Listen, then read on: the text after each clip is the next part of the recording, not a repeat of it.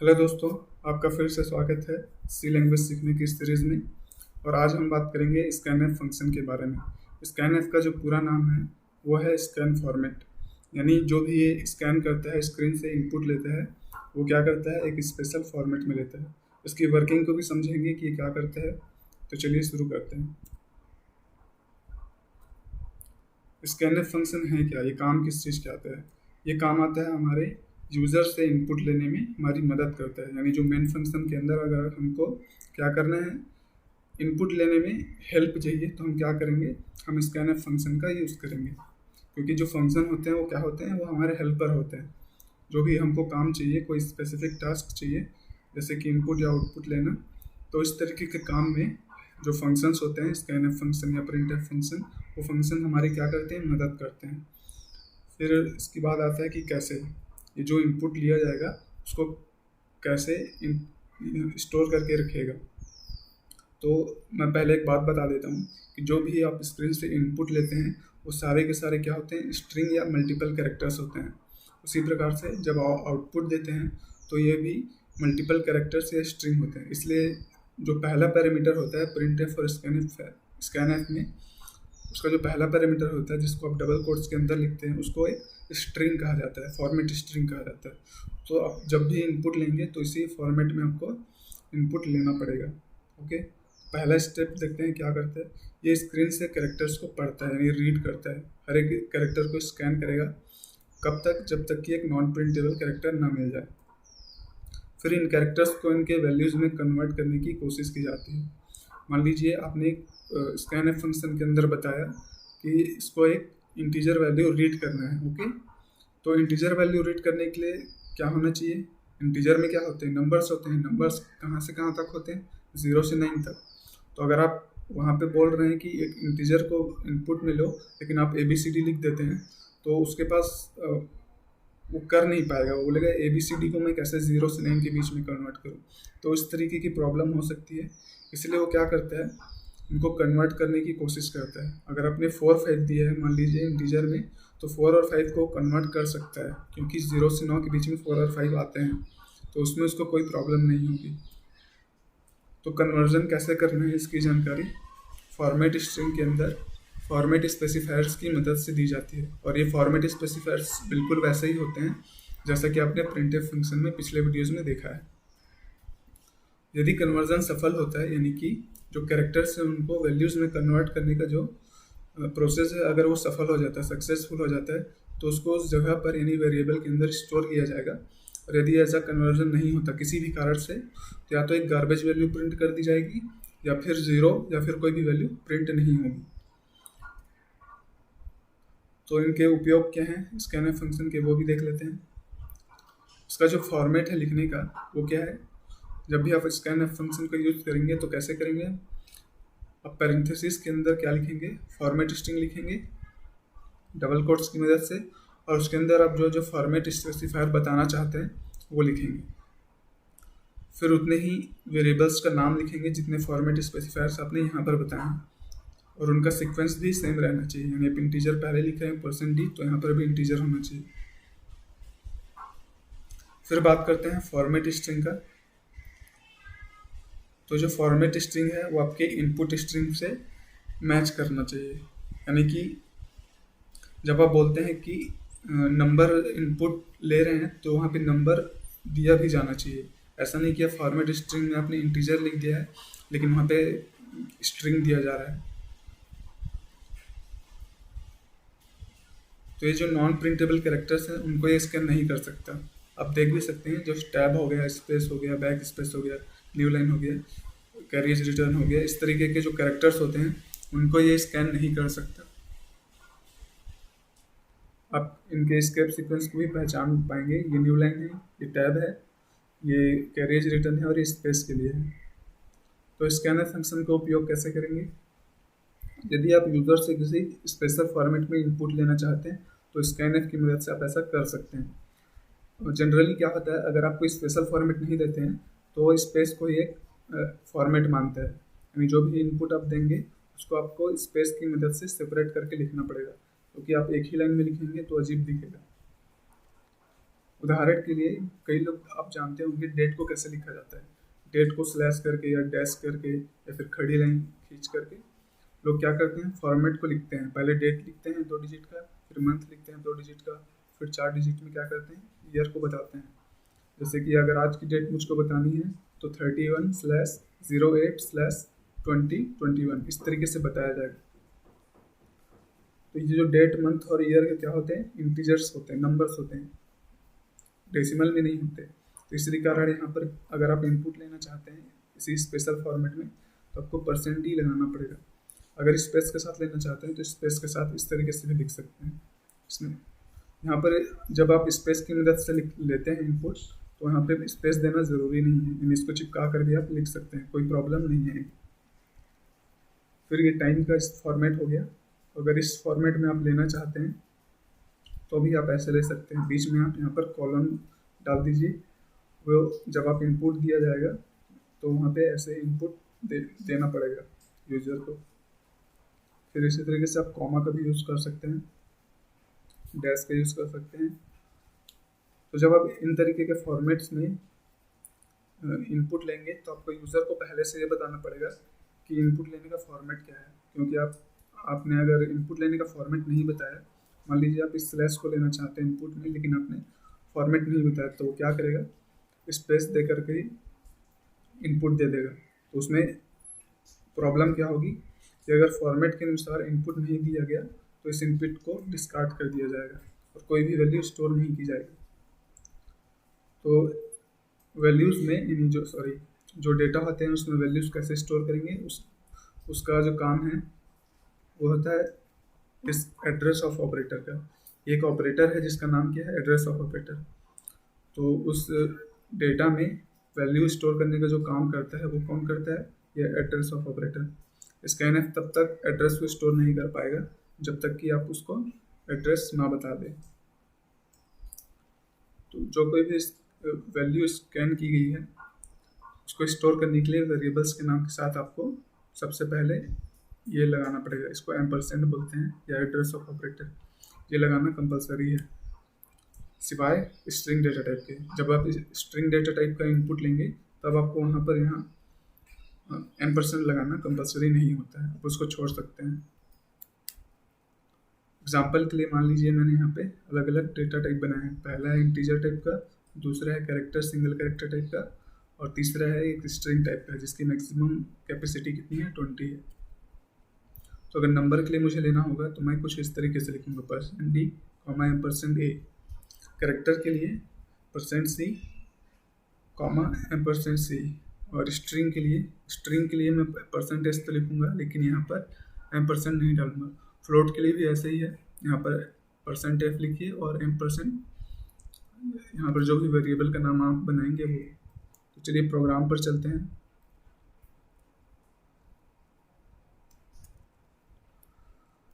यहाँ पर मैं एक वेरिएबल बना लेता हूँ h नाम का, एक इंटीजर टाइप का है, और यहाँ पर printf enter a number, okay. फिर scanf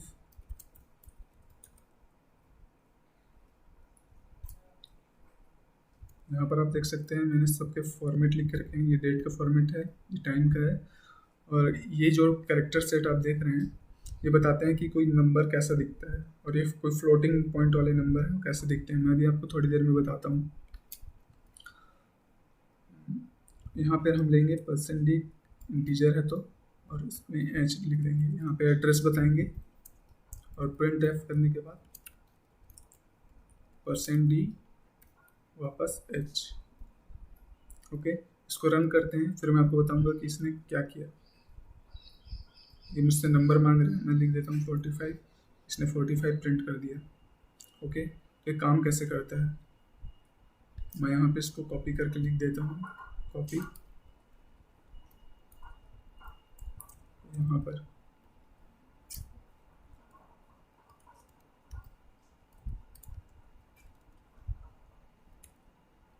अब एक स्टेप को बारी से समझते हैं। ये जो मैंने दिया है ये क्या है, ये हमारा फॉर्मेट स्ट्रिंग है जो मैंने यहाँ पे लिया है, और ये जो स्ट्रिंग आप देख रहे हैं या कैरेक्टर देख रहे हैं वो क्या है, जो इनपुट में मैंने 45 लिखा था वो। और ये क्या है, हमारे वेरिएबल का एड्रेस है। ओके, तो ये क्या करेगा, एक एक कैरेक्टर को चेक करेगा कि क्या ये नंबर के जो कैरेक्टर सेट है, यानी कि ये वाला, इससे मैच करता है या नहीं।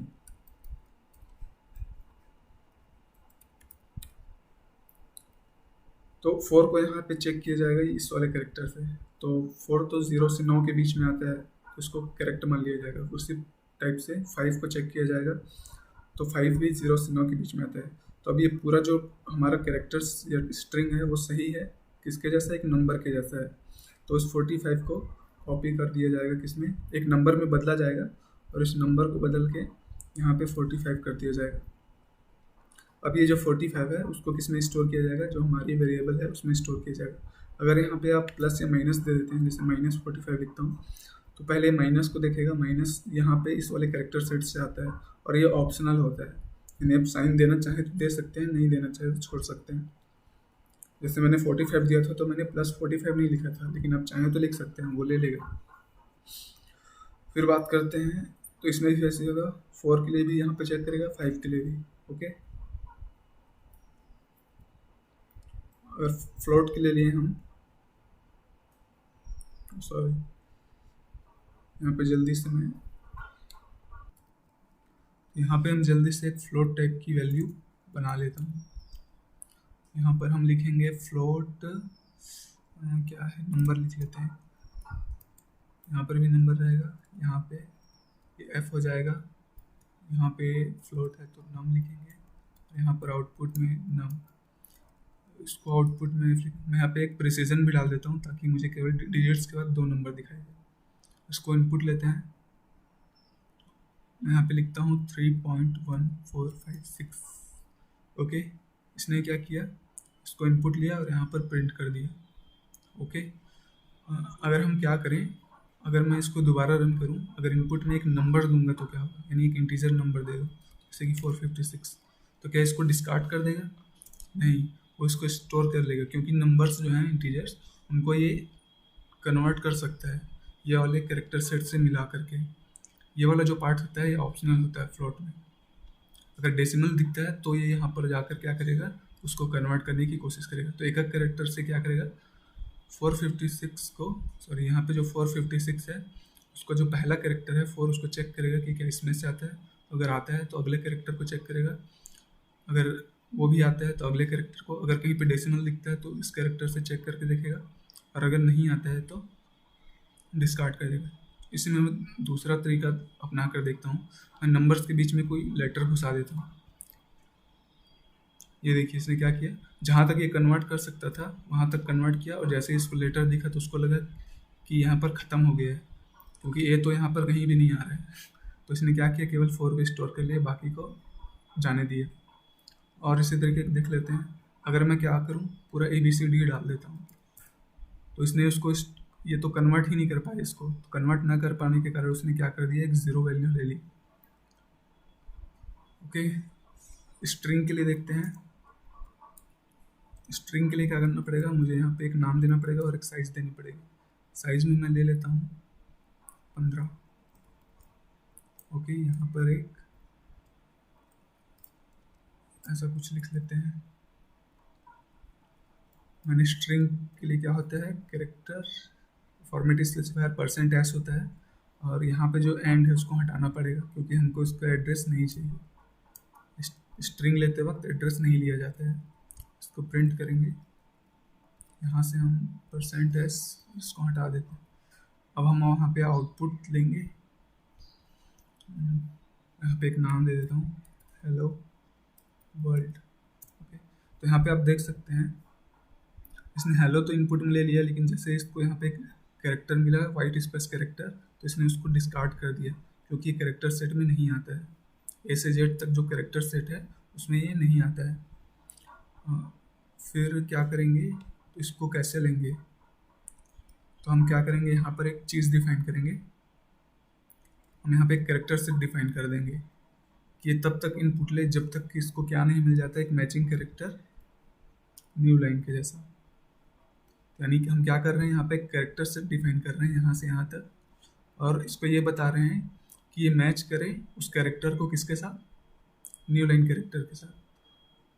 ओके, यानी ये तब तक इनपुट लेगा जब तक कि आप एंटर बटन को प्रेस नहीं कर देते। तो हमको 15 के अंदर ही देना है इसका इनपुट। तो हेलो वर्ल्ड को इस बार लिख के देखते हैं। ये देखिए, इसने जब मैंने यहाँ पे बटन क्लिक किया एंटर का, यानी न्यू लाइन दिया, तब तक इसने क्या किया, कैरेक्टर्स को स्टोर किया। तो इस तरीके से इनपुट लिया जा सकता है। फिर हम बात करते हैं जो स्पेशल फॉर्मेट वाला होता है वो कैसे लेंगे। मैं यहाँ पे इसको हटा देता हूँ। एक काम करता हूँ, मैं इनको कमेंट्स कर देता हूँ। मैंने इनको कमेंट किया, यहाँ से हटाकर यहाँ कर देता हूँ। ओके, हम दोबारा से प्रोग्राम बनाएंगे। अभी हम डेट के लिए एक फॉर्मेट लिखेंगे। तो मैं यहाँ पे फॉरवर्ड स्लैश का यूज़ करूँगा। तो डेट के लिए मैं यहाँ पे लिख लेता हूँ डे, फिर मंथ के लिए मंथ, और ईयर के लिए ईयर। ओके, मैंने 3 वेरिएबल्स डिफाइन कर लिए। अब मैं यहाँ पे, जैसा कि मैंने कहा था कि फॉर्मेट आपको बताना पड़ेगा पहले से कि कैसा रहेगा, तो मैं लिखूँगा enter a date in format. मैं यहाँ पे एंगुलर ब्रैकेट्स के अंदर बताऊँगा कि फॉर्मेट क्या रहेगा। डी रहेगा, रहेगा 2 डिजिट का मंथ, और ईयर जो रहेगा वो 4 डिजिट का रहेगा।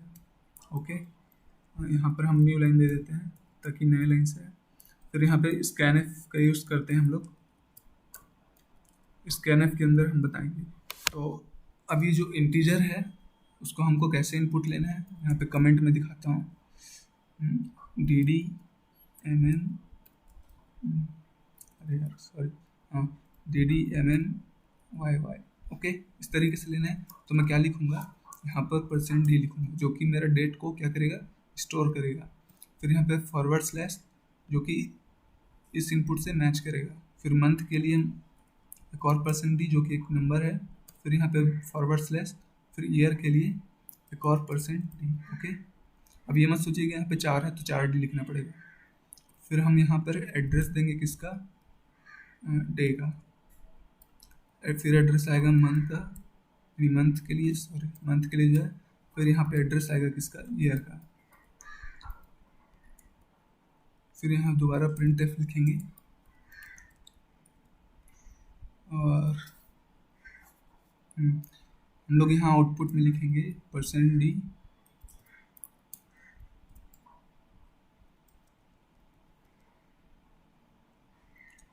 क्या था, %d, और मंथ के लिए एक और %d, और ईयर के लिए एक और %d। ओके, इनका नाम दे देते हैं डे, मंथ और ईयर। ओके, यहाँ पर कोई गलती नहीं है, तो हम लोग इसको रन करके देखते हैं। ओके, तो पहले मैं डेट दे देता हूँ, जो आज की डेट है मैं उसी को लिख देता हूँ 31/08/ यहाँ पे 2021। तो यहाँ पे कुछ हो सकता है, जैसे ये 0 है, इसको ना ले, क्योंकि जो नंबर्स होते हैं उनमें 0 को छोड़ दिया जाता है, तो आपको कुछ ऐसा दिखेगा। ओके, इसको ठीक कैसे करेंगे मैं दिखाता हूँ।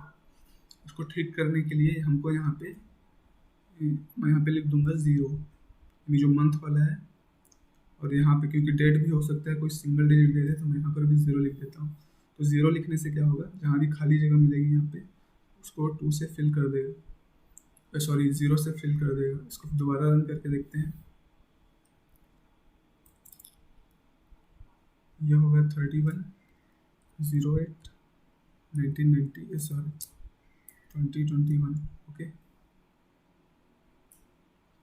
यहाँ पे हमको विड्थ भी देनी पड़ेगी।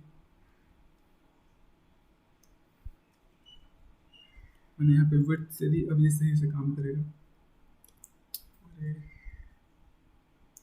31/08/2021। ओके, अब ये सही से काम कर रहा है। फिर हम इनपुट लेते हैं, किसके लिए, टाइम के लिए, टाइम के लिए इनपुट लेंगे। तो मैं यहाँ पर क्या करूँगा, इसको भी कमेंट कर देता हूँ। यहाँ पे एक नए सिरे से फिर से लिखते हैं, मैंने यहाँ पे इंट ले लिया, और यहाँ पे टाइम के लिए आवर्स, फिर मिनट्स के लिए मिनट्स, फिर सेकंड्स के लिए सेकंड्स, ये 3 वैल्यू बना लिए। अब यहाँ पे प्रिंट एफ लिख कर क्या करेंगे, मैसेज देंगे कि enter a time in format, format का टाइप बताएंगे, यहाँ पे कुछ इस तरीके का रहेगा, और सेकंड के लिए ओके, ये मैंने लिख लिया। अब स्कैन लेंगे, %d कॉलम %d, यहाँ पर हम लिखेंगे एड्रेस किसका, आवर्स का, फिर एड्रेस देंगे मिनट्स का, फिर एड्रेस देंगे सेकंड्स का। अब यहाँ पर वापस हम इसको प्रिंट करेंगे, तो यहाँ पर लिख देते हैं time is %d column %d column %d। यहाँ पर भी मैं ऐसे लिख देता हूँ, क्योंकि जो हमारे टाइम है वो सिंगल डिजिट का हो सकता है, इसलिए मैं यहाँ पर 02 लिख देता हूँ। यहाँ पर भी 02 और सेकंड भी 02। ओके, तो हम लोग यहाँ पे अब इसको प्रिंट करते हैं। यहाँ पर आएगा आपका आवर्स, मिनट्स, सेकंड्स, इसको हम लोग प्रिंट करते हैं। कुछ गलत, हाँ सब सही है। मैं यहाँ पे अभी का टाइम दे देता हूँ 17 या 05, फिर कॉलन देकर 03, फिर कॉलन देकर सेकंड्स दे देते हैं, और इसको इनपुट करते हैं। ये देखिए आपने यहाँ पर जो टाइम है मुझे एज इट इज़ मिल गया। ये दिखने में अच्छा भी दिखता है, और इनपुट और आउटपुट लेने में आसानी होती है। यहाँ पर क्या होगा अगर मैं गलत तरीके से इनपुट दे दूँ, इसको भी एक बार चेक करके देख लेते हैं।